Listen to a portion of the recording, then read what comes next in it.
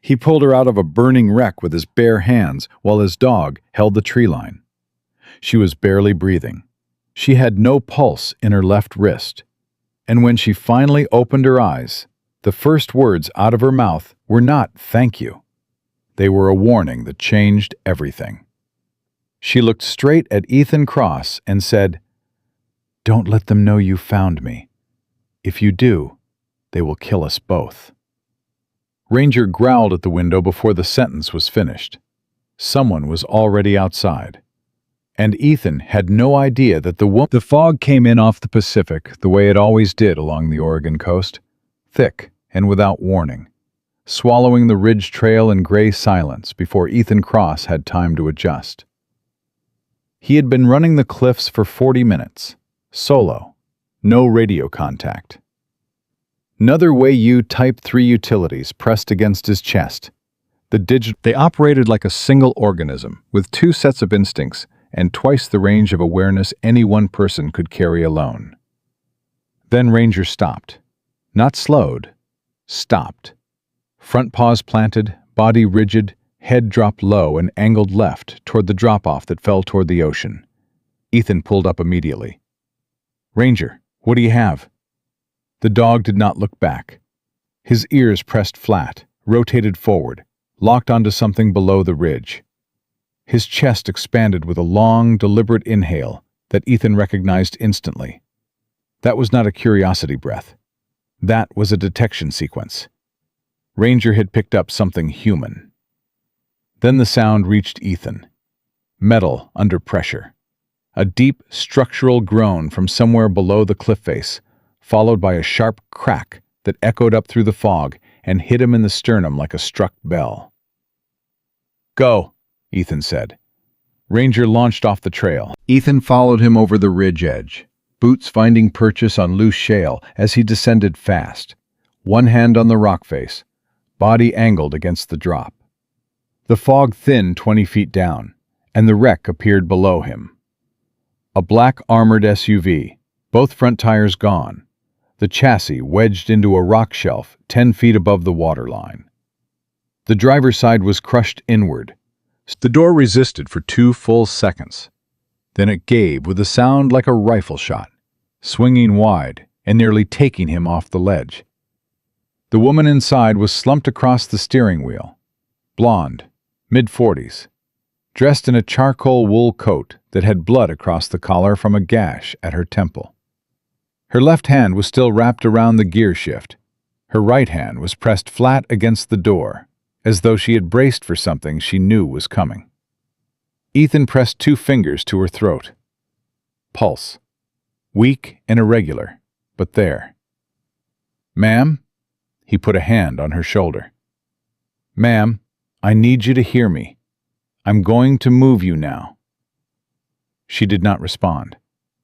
Ranger barked once, sharply, from the upper side of the wreck. Not at the vehicle, at the ridge above them. Ethan's head snapped up. Nothing visible through the fog. But Ranger did not bark at fog. Ethan moved fast. He released the seatbelt, which had locked rigid under the impact, and used his folding knife to cut it free. He got one arm under the woman's back and one under her knees, and lifted her out of the seat with a single controlled motion.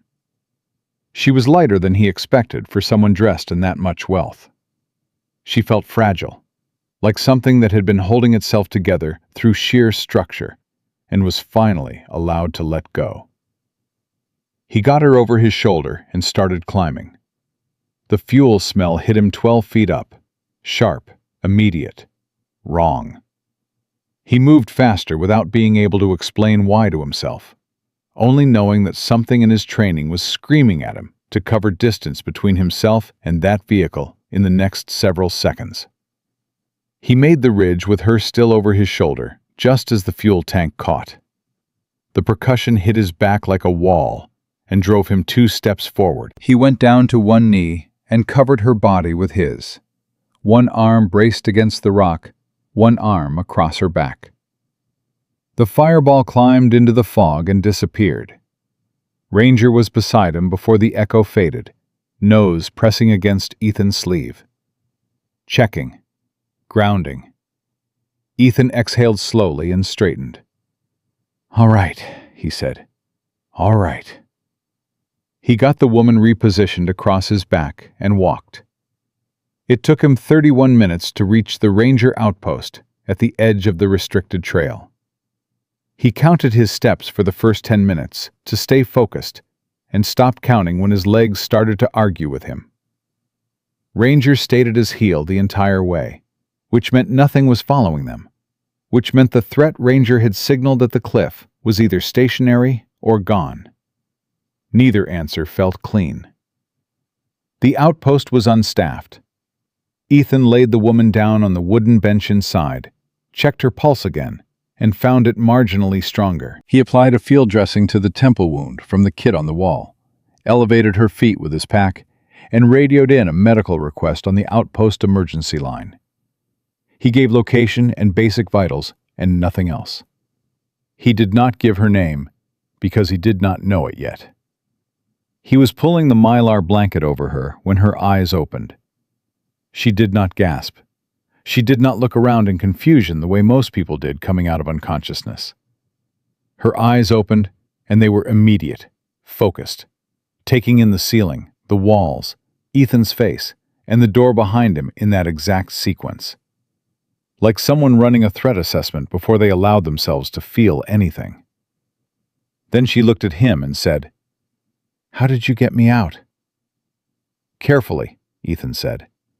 "Is the car gone?" "Yes." Something moved through her expression. Not grief. Relief. As though the car burning was not a loss, but a conclusion she had been expecting and was glad to have behind her. "Listen to me," she said. Her voice was steadier than it had any right to be. "Before anyone else arrives, before whoever you called gets here, you need to understand something." "You should rest," Ethan said. "You have a head wound, and your pulse was inconsistent when I found you." "The brakes failed," she said. "Not because of mechanical failure, because someone cut them. And whoever cut them knows exactly which road I take and exactly what time I take it." She paused. "Which means someone close to me gave them that information." Ranger, who had been sitting near the door, turned his head toward the window. Ethan followed the dog's gaze. The fog pressed against the glass. Nothing visible. But Ranger's ears were forward, and his body was no longer relaxed. "What is your name?" Ethan said. "Diana Voss." He did not recognize it in the first second. Then the second came, and the name arranged itself against everything he knew about defense contracting, Senate testimony, classified procurement, and a weapons program whose name he had heard spoken once in a briefing room and never again. And the recognition must slow, lateral, deliberate. The practiced movement of someone who understood sightlines and was choosing each step to stay outside of a clear angle. Someone was circling the outpost. "Don't let them know you found me," Diana said behind him. "If you do, they will kill us both." Ethan turned and looked at her. She was pale, wounded, wrapped in a mylar blanket on a bench in a ranger outpost at the edge of a cliff. She had no phone visible, no security, no armor. Just the kind of eyes that had spent years watching people underestimate her and had long since stopped being surprised by it. "Who are they?" Ethan asked. Diana looked at him for a moment with an expression he had seen before, not on civilians, but on operators who were deciding how much truth a situation could hold without breaking it open entirely. "The person who ordered this," she said slowly, "is someone whose name you already know." Ranger pressed his body flat against the wall beneath the window and growled again. The shape in the fog had stopped moving.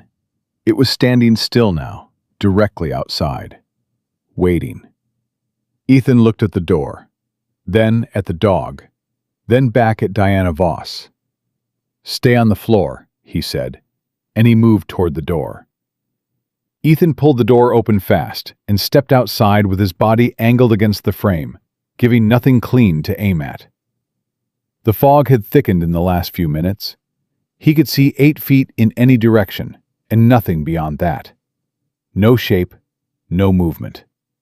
No sound except the distant push of the ocean against the base of the cliff, and the quiet settling of wet gravel under his boots. Ranger appeared at his side without being called, pressing his body against Ethan's left leg, nose working the air in rapid, layered pulls. The dog turned his head right, then held it there. Ethan moved right. He walked the perimeter of the outpost in a slow arc, boots placing quietly, eyes moving in the pattern his training had burned into him years ago. He covered 60 feet of ground and found nothing standing. But Ranger stopped at the corner of the building and pushed his nose into the mud and inhaled long and hard, and then looked up with an expression Ethan knew how to read. Someone had been here, recently, and they had moved with deliberate intention, not panic, not retreat. Just a clean, controlled withdrawal. That told him more than a face would have. Amateurs ran. Professionals repositioned. He went back inside and closed the door behind him. Diana had pulled herself up from the floor and was sitting on the bench again, both hands pressed flat on her knees, watching him with a kind of focus that did not belong to someone who had been unconscious 20 minutes ago. "Gone?" she asked. "Relocated," Ethan said. "Whoever it was knew how to move. Controlled spacing, no noise, stayed out of my sightline on purpose." He looked at her directly. "That is not someone Diana hired off a dark web forum.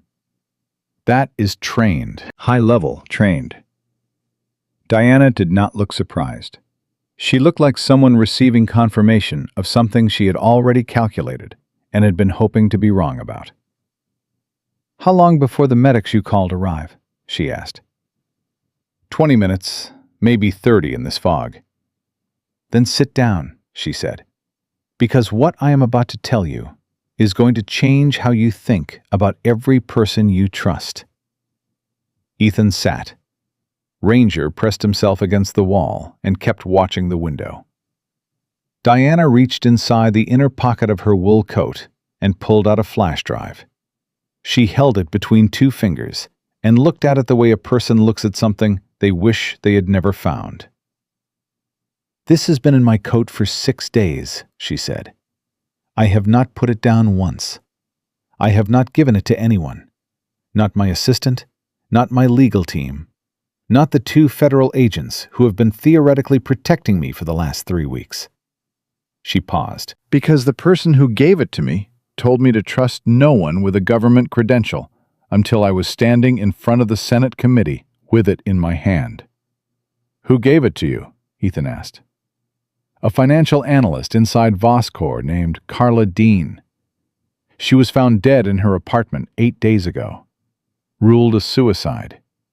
Diana's voice did not waver, but something behind her eyes did. "Carla was the most disciplined, clear-headed person I have ever employed. She had a daughter in college. She had a vacation booked for the following month. She was not suicidal. She was terrified. And she was terrified because of what she had found inside Oracle's procurement chain." Ethan kept his voice even. "What did she find?" Diana looked at him.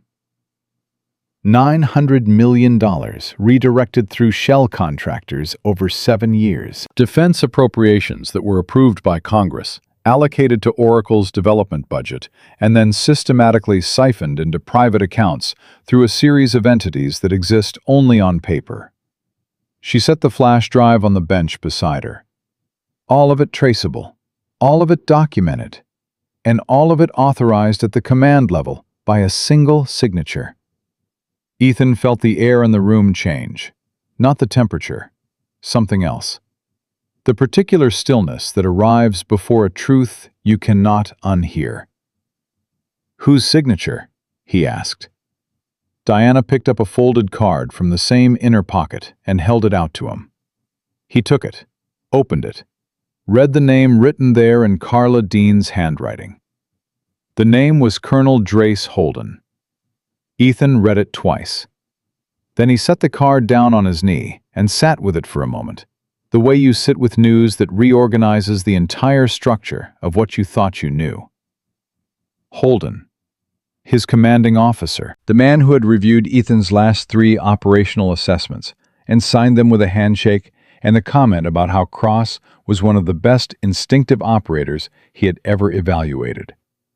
The man whose photograph sat in a frame in the briefing room at the base, next to a commendation from the Secretary of Defense. "You know that name," Diana said. It was not a question. "He runs my unit," Ethan said. The silence between them lasted exactly 4 seconds. "He was also a co-founder of Voscor," Diana said. 15 years ago, before I bought out his stake.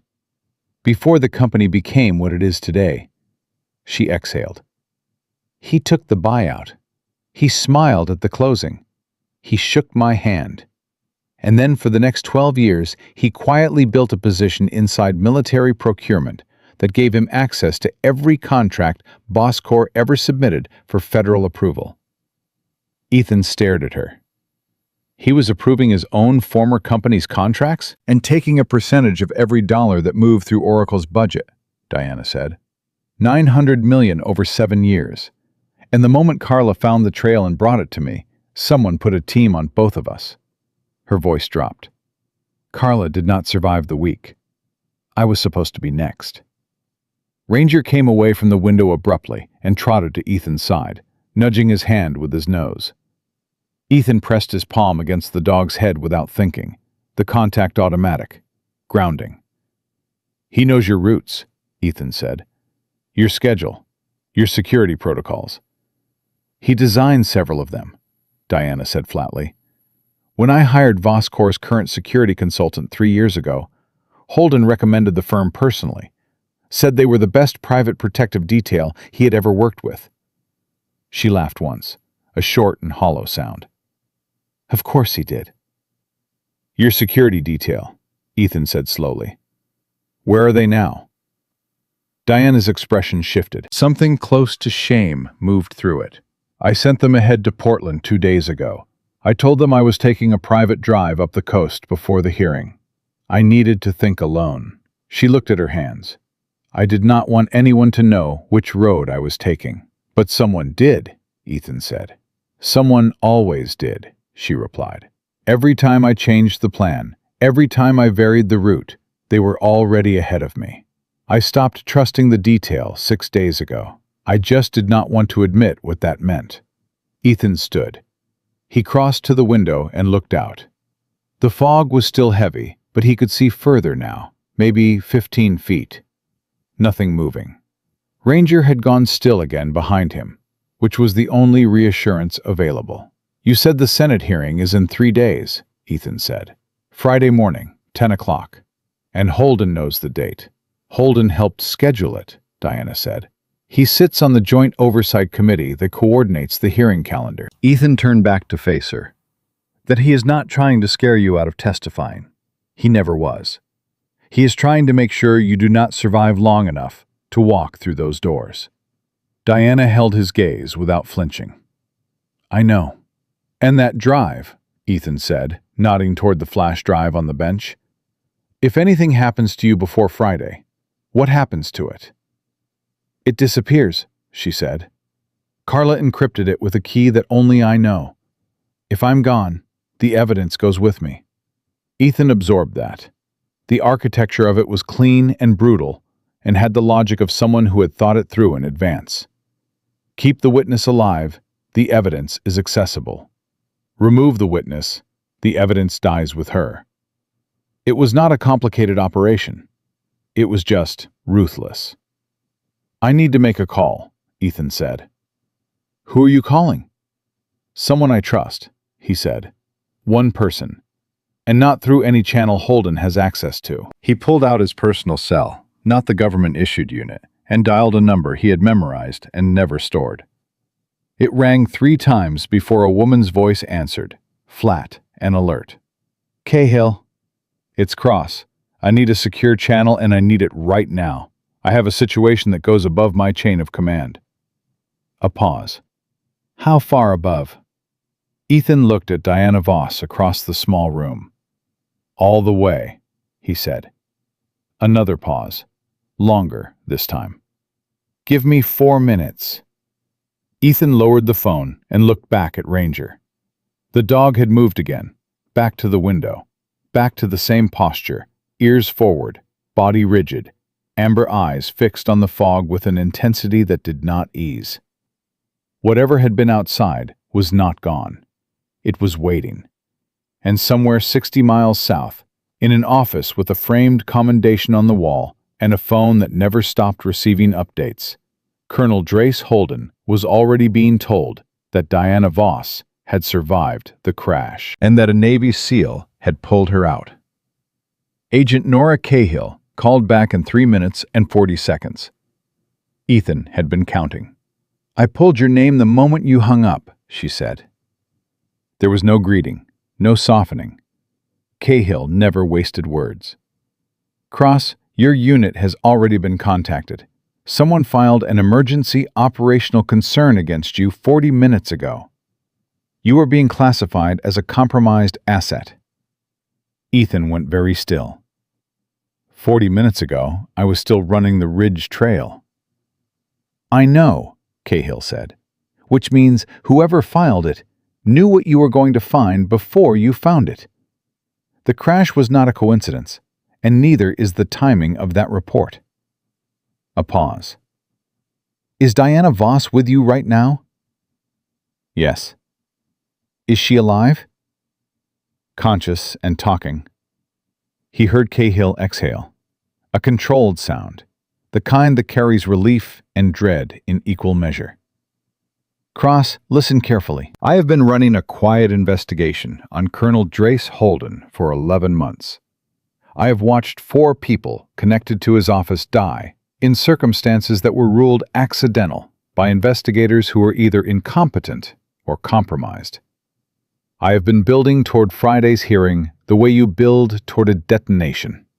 Slow, careful, and with the absolute understanding that one wrong move ends everything. Her voice dropped. You are now the only thing standing between Diana Voss and a man who has already demonstrated he is willing to kill to protect what he built. He filed a report against me, Ethan said. It landed not as a question, but as a recognition. The pieces assembling themselves with a particular cold clarity of a situation that has already passed the point of reversibility. Almost certainly, Cahill said. He found out she survived. He found out you were involved. And now he is using your chain of command to neutralize you before you can become a problem. Diana was watching him from across the room. She had heard enough of the call to understand the shape of what was happening. She did not look panicked. She looked like someone who had known this particular door was always going to open, and had been dreading the moment of walking through it. What do I do? Ethan asked. You stay off every official channel, Cahill said. You do not contact your unit. You do not respond to any orders that come down through standard military communication in the next 72 hours. And you keep that woman breathing until Friday morning. Another pause. Can you do that? I'll need to move her. Move her, but cross. Her voice shifted, took on a weight he had not heard from her before. Be careful who you trust on the way. Holden has reach, more than I initially estimated. The report against you went through 2 separate command layers in under an hour. That does not happen without preparation. The call ended. Ethan set the phone down and turned to Diana. We need to leave, right now. She did not argue. She stood, pocketed the flash drive, and followed him to the door without asking where they were going. That told him something about her. People who had never been in genuine danger spent time negotiating. People who understood it moved. They went out into the fog. Ranger took point without instruction, moving ahead along the trail with his nose working the air and his body angled slightly left, which meant the scent he had been tracking earlier was still present, but not immediate. Ethan kept Diana close, one hand occasionally touching her shoulder to direct her pace without breaking stride. They moved fast, and they moved quiet. 15 minutes into the trail, Ranger stopped. Not the same stop as before. This one was lower, crouched, his body dropping toward the ground with his ears pinned back and his hackles raised along the full length of his spine. A sound came from his chest that was not quite a growl and not quite a whine. Something between the two. Something Ethan had heard only twice before in 4 years of working with the dog. And both times it had preceded direct contact with a threat that was already inside their perimeter. Ethan put his hand on Diana's arm and pulled her left off the trail without speaking. They went down behind a shelf of rock and pressed flat. Footsteps. 2 sets, measured spacing, deliberate heel placement. Coming from ahead on the trail, moving toward them, not away. Ethan counted the rhythm. 4 seconds between steps. Trained interval, designed to minimize sound while maintaining forward progress. These were not hikers. He pressed his mouth close to Diana's ear. Do not move. Do not speak. Keep your breathing slow. She nodded once, her jaw tight, her eyes straight ahead. The footsteps came closer. Stopped. Then one set moved off the trail to the right, and the other continued forward. They were splitting to cover angles. Ethan recognized the pattern immediately because he had used it himself. These were operators running a search sweep, and they were doing it well. Ranger had gone completely motionless beside him. The dog's body was a compressed line of controlled tension, every muscle loaded, waiting for a word that Ethan had not yet given him. The closest set of footsteps passed within 12 feet of where they were lying. Ethan could hear the man's breathing. Even, measured, professional. He waited until the sound diminished, and then waited another 60 seconds beyond that before he moved. He got Diana up and changed direction entirely, cutting off the trail and moving across open ground toward the secondary access road he had memorized during a training run 3 weeks earlier. Ranger flanked them, checking behind every 40 seconds with a practiced rotation that covered their rear without being told. They reached Ethan's truck in 18 minutes. He had Diana in the passenger seat and the engine running before he allowed himself to take a full breath. Ranger vaulted into the back seat and immediately pressed his face to the rear window, watching the road behind them. "Where are we going?" Diana asked. "Inland," Ethan said. "Away from the coast. Holden's team knows this terrain. We need to get to ground where they do not have the advantage." "And then what?" "Then we wait for Friday." He pulled onto the access road.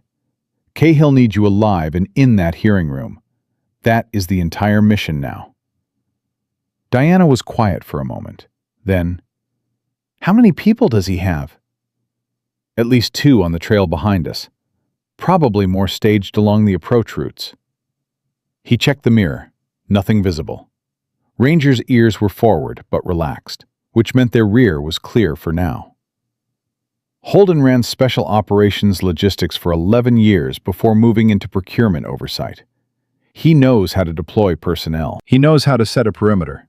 And he knows how to make an operation look clean after it's over. "Like Carla," Diana said quietly. "Like Carla," Ethan confirmed. She turned her face toward the window. When she spoke again, her voice had lost some of its controlled precision and picked up something rawer underneath it. "I hired him to protect me. My security consultant, the firm Holden recommended. I gave them my schedule, my routes, my communication protocols." She stopped. "I handed them everything they needed to kill me, and I did it with a signed contract and a thank you note." "You trusted the wrong person's recommendation," Ethan said. "That is not the same as being responsible for what they did with it. I should have known." "How?" he said. He had 15 years of credibility, commendations, a reputation built on other people's trust. People like Holden do not look like what they are. That is the entire point of what they are. She looked at him then, and he could feel her gaze on the side of his face, even while he kept his eyes on the road. "You sound like you have thought about this before," she said. "I have been thinking about it for the last 40 minutes, he replied. "Because the man you are describing trained me, evaluated me, signed his name to every assessment that shaped my career in this unit." His hands tightened on the wheel and then consciously released. "I trusted him too." The road curved inland and the fog began to thin. Ethan pushed the speed up and kept one eye on every intersection they crossed. 3 miles in, his phone buzzed. Unknown number. He let it ring. It buzzed again immediately after. Same number. On the third call, he answered it on speaker. "Cross." The voice on the other end was calm and familiar, in a way that hit him like something physical. Measured baritone. The kind of voice that commanded rooms without raising itself. "I think we need to talk." Drace Holden. Diana's breath caught audibly in the passenger seat. Ethan said nothing. "I know where you are going," Holden said. "I know who you called. And I know what Diana has been carrying in that coat for the last 6 days." A pause. "I am not calling to threaten you. I am calling because I think you are a smart enough man to understand when a situation has already been decided." "Keep talking," Ethan said. "Diana Voss is going to be found," Holden said. "Not by me personally, by the system. The report against you is already in processing. By tonight, you will be officially classified as a rogue operator holding a civilian against her will. Every resource I need to locate you will be authorized through entirely legitimate channels." Another pause, and this one had something different in it. Something almost resembling regret, though Ethan did not trust it. "Walk away, Cross. Leave her somewhere safe. Call it in and walk away.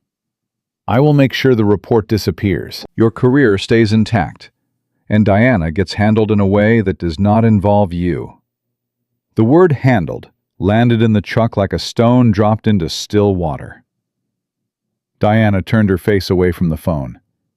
Ethan looked at Ranger in the mirror. The dog was watching him. Not the road, not the window. Him. Those amber eyes steady and direct and without any uncertainty whatsoever about what the right answer was. "Colonel," Ethan said. "Yes?" "I have one question." "Go ahead." "Carla Dean, the analyst. Did she suffer?" A silence, long enough to be its own answer. "Walk away, Cross," Holden said again. Ethan ended the call. He set the phone face down on the dash and drove. Diana did not ask what he was thinking. She did not need to. She reached into her coat, wrapped her fingers around the flash drive, and held it the way a person holds the thing they have decided is worth whatever comes next. Ranger put his chin on the back of Ethan's seat and stayed there. Warm weight against his shoulder, a grounding pressure that asked nothing and offered everything. Up ahead, the road split. Left went south toward Portland and federal infrastructure and the kind of health that took days to materialize and required trusting people they could not yet verify. Right went north toward terrain that Ethan knew and Holden did not. Ethan turned right, and somewhere behind them, a phone call ended, and a man with a commendation on his wall and 900 million reasons to finish what he started began giving new instructions to people who were very good at following them. They drove for 2 hours without stopping. Ethan did not use the main roads. He cut through service routes and unmarked access paths that connected through the northern Oregon hill country, roads that did not appear on standard navigation systems, and that he had memorized during training runs over the past 8 months for exactly the kind of situation where the standard routes became the most dangerous option available. Diana did not ask where they were going. She sat with a flash drive in her hand and watched the road ahead and said nothing. And Ethan understood that her silence was not passivity. It was the particular discipline of someone who recognized when the most useful thing they could contribute was to stay out of the way of the person currently keeping them alive. Ranger slept in the back seat for 40 minutes, and then woke suddenly and pressed his nose to the rear window with his ears forward. Ethan checked the mirror. Empty road. He looked at the dog again. Ranger held the position for 30 seconds, and then slowly relaxed. Whatever he had caught, it had either passed or was still too far back to constitute an immediate threat. Ethan filed it and kept driving. They stopped at a small hardware supply depot outside a town that had no traffic cameras and one access road. Ethan went in alone, bought 2 prepaid phones with cash from his jacket pocket, and was back in the truck in 4 minutes. He handed one to Diana. "From now on, this is how we communicate if we get separated," he said. "Store Cahill's number in it. Nothing else." Diana took the phone and looked at it for a moment. "You planned for separation?" "I plan for everything that can go wrong," he said, "because usually at least one of them does." She turned the phone over in her hands. Then quietly, "Ethan, what happens if we do not make it to Friday?" He started the truck. "We make it to Friday." "That is not an answer." "It is the only one I have right now," he said. "And it is the one I am building everything else around." She looked at him with an expression that was not quite trust and not quite surrender, but lived somewhere between the two, in the space where people go when they have exhausted every option except the one that requires believing in someone they met 4 hours ago. He drove north. They reached the safe house at dusk. Ethan had used the term loosely in his own mind, because what it actually was a hunting cabin owned by a retired Marine named Gus Farrell, who had served 2 tours with Ethan's older brother, and who kept a standing offer open to anyone who needed a place to disappear for a few days without paperwork or questions. Ethan had never used it before. He had always hoped he would not need to. He was glad he had remembered it. Farrell met them at the door with a pot of coffee and the specific expression of a man who had seen enough to know when something serious had followed someone to his porch. He looked at Diana, looked at Ranger, looked at Ethan's face, and said, "How bad?" "Bad enough that I came here instead of anywhere else," Ethan replied. Farrell nodded and stepped back to let them in. Inside, Ethan set both phones on the table and called Cahill on the new prepaid line. She picked up on the first ring, which told him she had been waiting. "They moved faster than I expected," she said without preamble. "The rogue operator classification went fully active at 1700 hours. Your photo is in the system. They are framing it as a mental health crisis, combined with unauthorized civilian contact. Anyone who runs your name through official channels gets a flag and a protocol that routes directly to Holden's oversight office." Her voice was tight. "Cross, he is using your own institution against you. Every resource designed to protect operators like you is now pointed at locating you." Ethan absorbed that. He had understood it intellectually from the moment Cahill first described the report, but hearing it stated plainly carried its own weight. The machinery he had served for a decade had been redirected toward him with the same efficiency it applied to everything else. It was not personal in the way that hurt. It was personal in the way that clarified. This was what Holden did. He did not fight people. He turned systems into weapons and let the systems do the work. "What do you need from me?" Ethan asked. "I need 48 hours, Cahill said. "I have 2 federal judges I trust completely, and I am building an emergency judicial order that will override the classification and restore your standing before Friday morning. But I need those 48 hours, and I need Diana Voss breathing when they are up." "She is breathing," Ethan said. "Keep her that way." A pause. "And Cross. Holden made another move tonight. He contacted your unit commander directly, told him you had gone off the rails after a difficult training cycle, that you had developed an obsessive fixation on Diana Voss after reading about her hearing in the news, that the crash was actually your fault." Her voice dropped. "He is thorough. I will give him that." Ethan set the phone down after the call ended and sat with both hands flat on the table and did not speak for a moment. Diana had heard enough. She sat across from him and waited. "He told my commander the crash was my fault," Ethan said finally. "I heard. He has been preparing this story for longer than today. You do not construct that kind of narrative in a few hours. He had a version of this ready to deploy the moment something went wrong with the original plan." Ethan looked up at her, which means he knew there was a possibility the crash would fail. "He built a contingency that turned me into the threat before I even knew I was involved." Diana said, "He is very good at this." "He is excellent at this," Ethan said, "which is why he has done it 4 times already without anyone stopping him." The name Carla Dean sat between them without needing to be spoken. Farrell brought coffee and left them alone. Ranger had settled near the door with his head on his paws, but his eyes still open, maintaining the quiet vigilance that had become the baseline rhythm of the last 12 hours. Diana wrapped both hands around the coffee mug and said, "Can I ask you something?"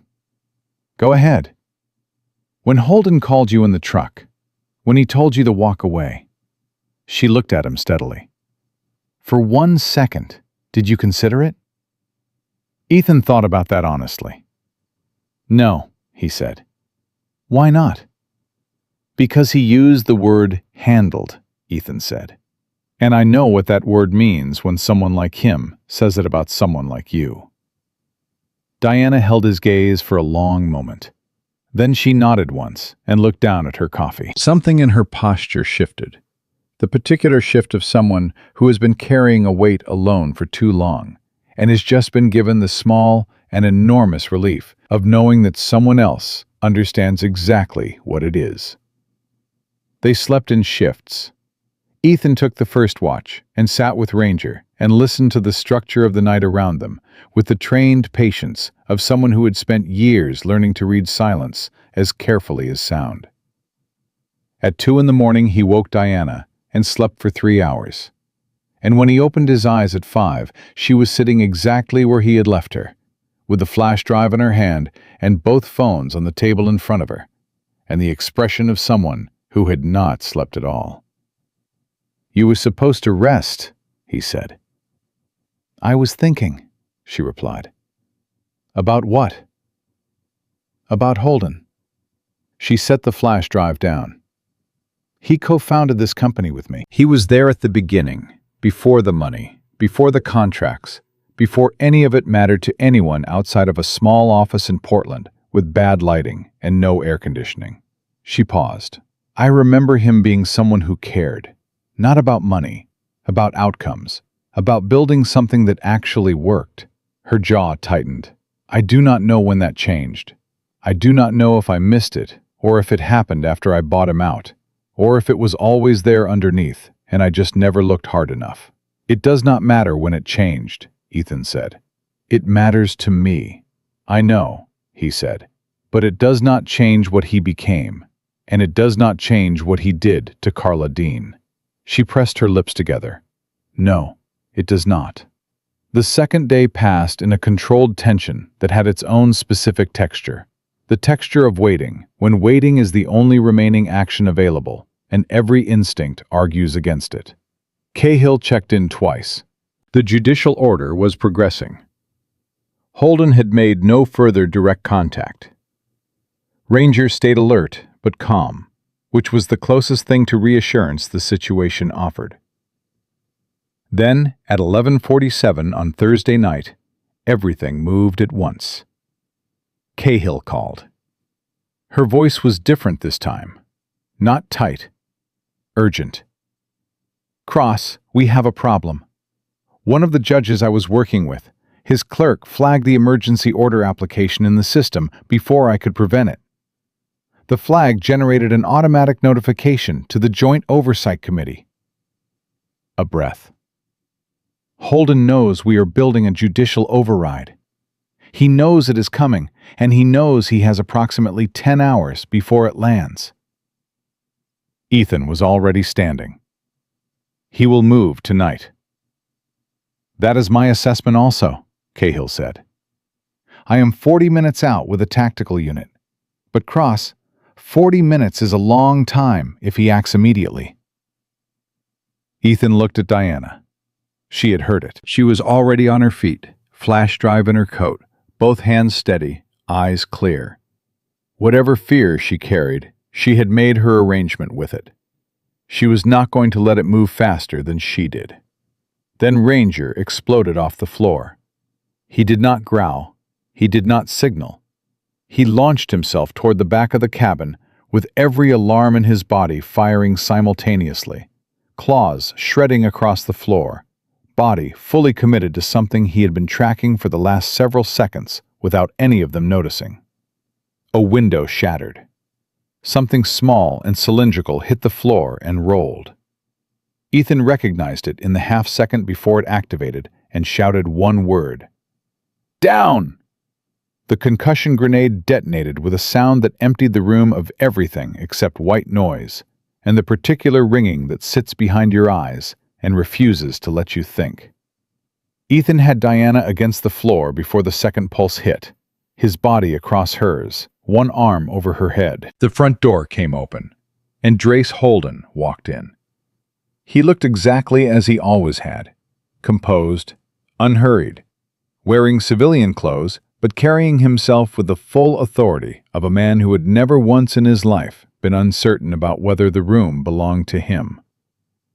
He looked at Ethan on the floor and said, "I gave you a chance to walk away, Cross." Ranger came from the back of the cabin at a dead run. Holden raised the weapon in his right hand, and Ethan made the only decision available. He released Diana, drove off the floor, and threw himself between Ranger and the barrel of that weapon with every pound of force his body had left. The shot never came. Ethan hit Holden's arm at the wrist with everything his body had left, and the weapon discharged into the ceiling, the crack of it filling the cabin like a physical thing that slammed against every wall and came back smaller. Ranger changed direction mid-stride with the fluid precision of an animal that had been trained for exactly this kind of chaos, and drove his full weight into the back of Holden's knees from behind. Holden went down hard. Ethan was on him before he could recover, one knee across the man's forearm, one hand at his collar, the weapon kicked across the floor and out of reach. Holden struggled with the controlled fury of someone who had maintained his physical conditioning long past the age when most men stopped bothering. And for 3 seconds, it was genuinely close. Then Ranger planted himself across Holden's legs, and that was the end of it. Holden stopped fighting. Not because he was beaten, because he was calculating.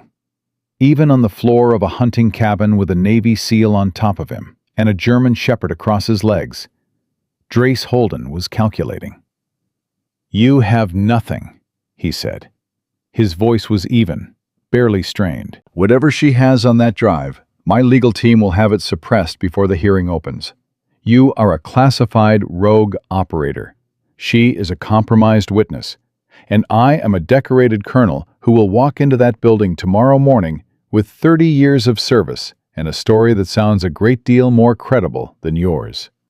Ethan looked down at him. "You came here yourself," he said. "You did not send another contractor. You came personally." Holden said nothing. "That is because the contractors failed twice, and you could not trust anyone else to finish it," Ethan continued. "Which means you are more exposed than you have been at any point in 7 years. which means tonight you were not operating from strength. He leaned slightly closer. You were operating from panic. Something shifted in Holden's expression, barely visible, but there. Ranger growled low and pressed harder across the man's legs. Diana had come out from the corner of the room where she had flattened against the wall when the door opened. She stood now with both hands at her sides and looked down at Holden with an expression that had no anger in it, which was somehow worse than if it had. It was the expression of someone who had grieved something already and was now simply watching the final confirmation of what they had lost. "Drace?" she said quietly. He looked up at her. "Carla Dean had a daughter," she said, 19 years old. "She is never going to understand what happened to her mother. She is going to spend the rest of her life with a story that does not make sense." Her voice did not shake. Was it worth it? All of it. $900 million and 4 dead people and 15 years of something that used to be integrity. Was it worth what you became? Holden looked at her for a long moment, and Ethan, watching his face from 18 inches away, saw the thing that lived underneath all of it. Not remorse. Something older and uglier than remorse. The particular corrosion of a man who had convinced himself so thoroughly and for so long that he was the wronged party, that he had hollowed out every other version of himself in the process. "You took everything from me," Holden said. "That company was mine, too." "I paid you for it," Diana replied. "Fairly, generously, and you shook my hand. You built an empire on what I helped create, and you never looked back." "I built it," she said simply. "That is the difference between us. You wanted to own it. I was willing to build it." She paused. "And when building stopped being enough for you, you chose this instead." Headlights swept across the window. Ranger's ears went up and forward, but his body stayed across Holden's legs. He had sorted the approaching sound already, and his posture carried no alarm. Ethan felt the specific release of tension that came with knowing that what was coming was not another threat. Cahill came through the door 30 seconds later, with 4 federal agents behind her. She took in the room in a single sweep, the way she always did, cataloging everything before she spoke. Then she looked at Ethan. "You are intact," she said. "Mostly," he replied. She looked at Holden on the floor. Whatever she felt about that moment, 11 months of building toward it, 4 dead people, and an investigation that had required the kind of patience that wears through a person like water through stone, she kept it behind her eyes. "Colonel Drace Holden," she said, "you are under arrest." She read him his rights while her agents secured him, and Ethan stepped back and let it happen. And Ranger finally moved off Holden's legs and came to sit beside Ethan, with his shoulder pressed against Ethan's shin, warm and steady and entirely certain that everything that needed doing had been done. Holden said nothing during the arrest. He looked at the ceiling. He looked at his own hands in the cuffs. And then, as they brought him to his feet, he looked at Ethan one final time with an expression that contained no apology and no acknowledgement of what he was. Only the residue of a man who had believed completely in his own version of every story he had ever told himself. "You should have walked away, Cross," he said. Ethan looked at him calmly. "You should have been someone worth walking away from," he replied. They took Holden out.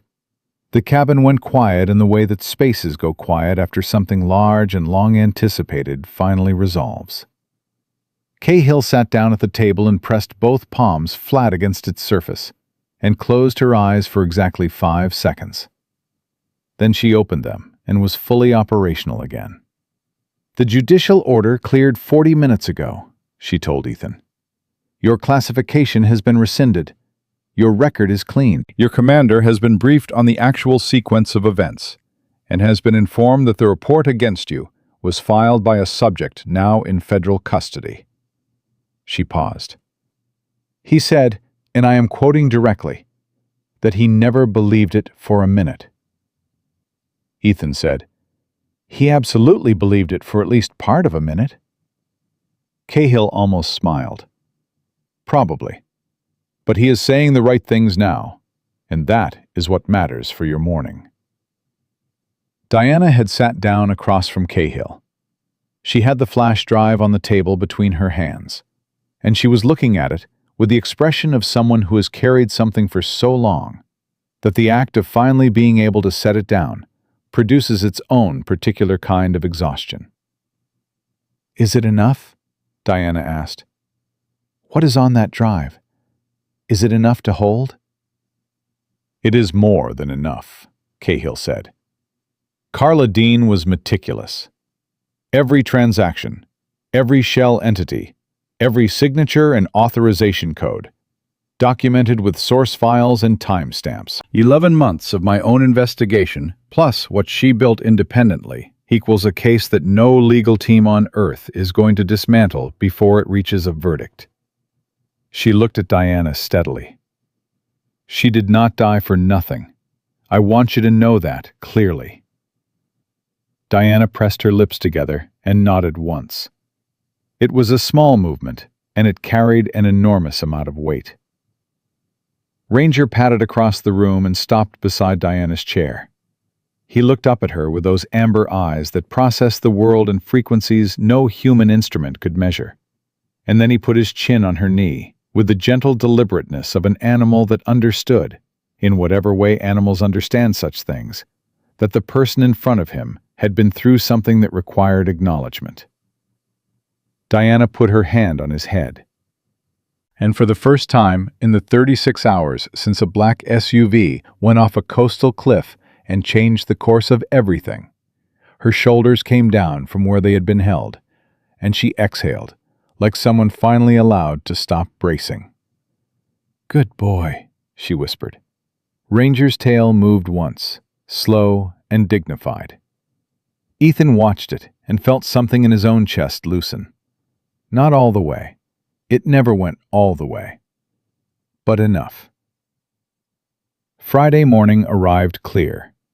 The fog had broken overnight, and the coast came back into visibility the way it always did after a system passed, sharp-edged and bright and indifferent to everything that had happened beneath it. Ethan drove Diana to the Federal Building in Portland, with Cahill's vehicle behind them and 2 additional agents ahead. And the drive was mostly quiet, except for one exchange near the end. Diana said, "What do you do now? After this?" Ethan kept his eyes on the road. "Go back to my unit. Run the ridge trail. Try not to get involved in any more highway crashes. Is that actually what you want?" He thought about that honestly. "I want Ranger to get his commendation," he said. "He earned it more than I did." Diana looked at the dog in the back seat. Ranger was watching the road ahead, with his ears relaxed and his breathing even. The picture of an animal at peace with the current state of the world. "I am going to fund something," Diana said. "After Friday. After all of this is processed in public and whatever comes next begins. I want to fund a canine search and rescue program. Properly. Not as a corporate initiative with a logo on it. Independently, with real resources and real equipment and real training." She looked at Ethan. "And I want you involved in designing it. Not running it if you do not want that. Just involved. Because you and Ranger are the reason any of this mattered. And that does not go away when the hearing ends." Ethan did not answer immediately. He drove for a moment with it. Then, "What are you going to call it?" Diana looked at the dog again. "Ranger Protocol," she said. "It was always going to be named after him." Ethan glanced in the mirror at the dog. Ranger turned his head and met his eyes with the particular directness of an animal who had never once in his life been uncertain about the right direction to move. Those amber eyes asked nothing. They simply confirmed what Ethan already knew. He said, "All right." Diana walked into the Senate hearing at 10 o'clock exactly. She carried the flash drive in her right hand and 9 months of grief and 3 days of survival in her posture and the specific clarity of someone who had decided somewhere on a coastal ridge in the fog that the truth was worth more than safety, and had committed to that decision completely. The testimony took 4 hours. Ethan and Ranger waited in the hallway outside. By the afternoon, 11 officers were under investigation. 4 congressional aides had submitted resignations. Oracle's procurement chain was frozen pending a full federal audit. And Colonel Drace Holden, facing charges across 4 federal counts, including conspiracy to commit murder and violations carrying the weight of the Espionage Act, sat in a holding facility and watched 30 years of carefully constructed reputation come apart in the span of a single morning. 2 days later, Ethan ran the ridge trail again. Same route, same fog beginning to roll in off the Pacific, same rhythm of boots on gravel, and the particular quality of ocean air that lived at the edge of the cliff. Ranger ran 6 feet ahead of him, tan and black and amber-eyed and fully, completely alive. At the crest of the ridge, Ethan slowed. He stood where the trail opened out toward the water and looked at the coast stretching north and south below him. The same coast where none of this should have happened, and all of it had. Ranger stopped beside him and pressed his shoulder against Ethan's leg. Not because he sensed a threat, not because he was tracking something in the wind, simply because they were standing at the edge of something large, and the dog understood, the way he always understood, that this was a moment that asked for presence rather than action. Ethan put his hand on the dog's head. Some people look at a man in uniform and see a rank, a credential, a function. They do not look at what he carries behind his eyes, or what he has already given, or what it cost him to keep giving it. And some people look at a dog and see an animal. They do not see the intelligence or the loyalty or the particular kind of love that asks for nothing and offers everything, and never once makes the calculation about whether it is worth it. Ethan Cross looked at both and saw the only things that had ever made complete sense to him. He turned north on the trail and ran, and Ranger ran with him into the clear morning, into whatever came next, without hesitation, without doubt, and without a single moment of looking back. Because some partnerships are not built, they are recognized. And some truths are not discovered, they are survived. And the people who survive them, and the dogs who never left their side, do not need the world to understand what that cost. They only need to keep moving forward together, which is exactly what they did, and exactly what they would keep doing for every mile that remained. If this story stayed with you tonight, leave an amen in the comments below. Share it with someone who needs to be reminded that integrity still walks among us, sometimes in uniform, sometimes on 4 legs, and always when we need it most. God bless you. Stay strong, and never stop choosing what is right over what is easy.